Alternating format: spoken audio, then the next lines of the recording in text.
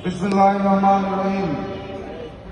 ঢাকা ৭ আসন বাংলাদেশ জামায়াতে ইসলামী কর্তৃক আয়োজিত আজকের এই সমাবেশের সম্মানিত সভাপতি, মঞ্চে উপবিষ্ট এই সমাবেশের প্রধান অতিথি বাংলাদেশ জামায়াতে ইসলামের সম্মানিত আমিরে জামাত ডক্টর শফিকুর রহমান, মঞ্চে উপবিষ্ট 11 দলের সর্বস্তরের নেতৃবৃন্দ, আমার সামনে উপস্থিত মিডিয়ার ভাইয়েরা এবং ঢাকা ৭ আসনের সর্বস্তরের জনগণ, সবাইকে জানাই আমার দল যাত্রার পক্ষ থেকে সংগ্রামী সালাম এবং শুভেচ্ছা।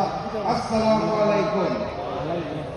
সংগ্রামী সাথী এবং বন্ধুগণ, আজকে আমার সামনে এবং আমার ডান পাশে ঢাকা ৭ আসনের ভাইয়েরা বসে রয়েছে, আমার বাম পাশে ঢাকা ৭ আসনের বোনেরা বসে রয়েছে। আমি শুধু পাঠ্যপুস্তকে পড়েছিলাম মুহাম্মদ সাল্লাল্লাহু আলাইহি ওয়াসাল্লামের সময় সকল যুদ্ধে পুরুষ এবং নারীরা একসাথে সেই যুদ্ধে অবতীর্ণ হতো ইসলামের জন্য।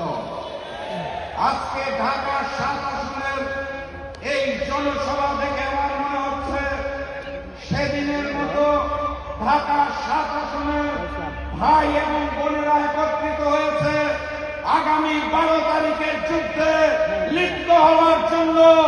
অতএব আগামী 12 তারিখ সর্বপ্রথম গণভোটে হ্যাঁ জয়যুক্ত হবে। তারপরে এই যুদ্ধে ইনসাফের প্রতীক দাঁড়িপাল্লাকে আমরা জয়যুক্ত করব ইনশাআল্লাহ। 12 তারিখের যুদ্ধের জন্য আপনারা প্রস্তুত আছেন? সংগ্রামী সাথী এবং বন্ধুগণ, আমাদের পার্শ্ববর্তী রাষ্ট্রের একটি শহর আছে শিলং, সেখানে রিসর্টে বসে ট্রেনিং নিয়ে বাংলাদেশের মেয়ে একটি বড় দলের একজন বড় নেতা বলেছেন তার দল নাকি বাংলাদেশে একমাত্র বাংলাদেশপন্থী রাজনৈতিক দল।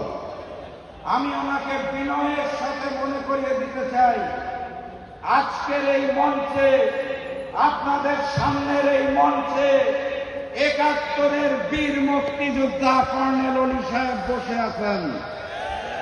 আমি স্মরণ করিয়ে দিতে চাই, আজকের এই মঞ্চে 24-এর জুলাই যোদ্ধা সাদিক কায়েম এবং সাদ্দাম বসে আছে।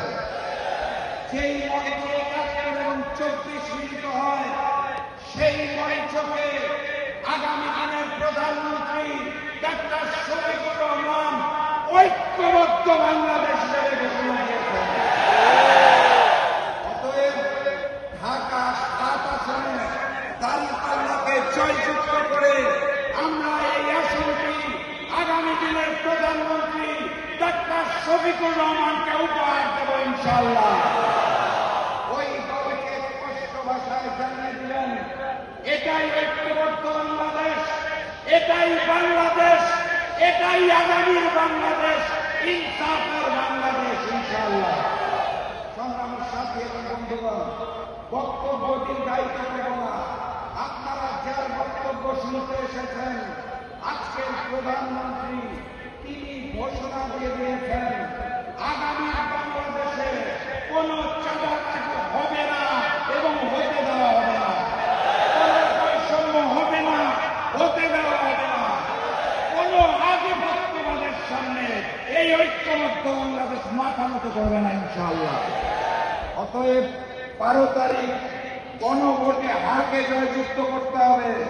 আমাদের প্রিয় ভাই এনায়েত ভাইকে দাঁড়িপাল্লায় জয়যুক্ত করতে হবে। আমরা পারবো তো নাকি? তাহলে স্লোগান দিয়ে শেষ করে দেই। যেই স্লোগান শুনে আগের জালেমের বুক কাঁপত, নতুন জালেমের বুক কাঁপে। হবে নাকি স্লোগান? নারায়ে তাকবীর, নারায়ে তাকবীর, নারায়ে তাকবীর। আবারও দেখা হবে, আবারও কথা হবে ইনশাআল্লাহ। বিজয়ের পথে যাত্রা শুরু, জীবন অথবা মৃত্যু। আসসালামু আলাইকুম।